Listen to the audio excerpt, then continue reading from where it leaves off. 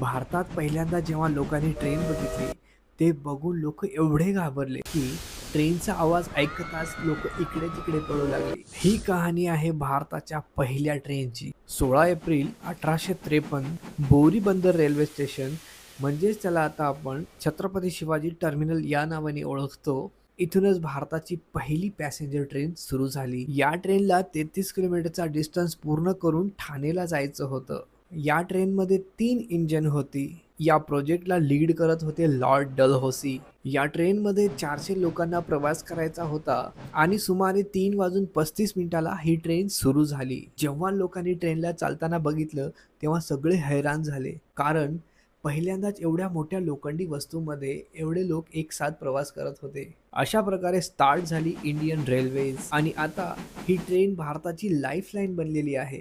तुम्ही पहिल्यांदा ट्रेनमध्ये कधी बसलात? कमेंटमध्ये मला नक्की सांगा आणि नेक्स्ट फॅक्टसाठी चॅनलला सबस्क्राईब करा. बाय.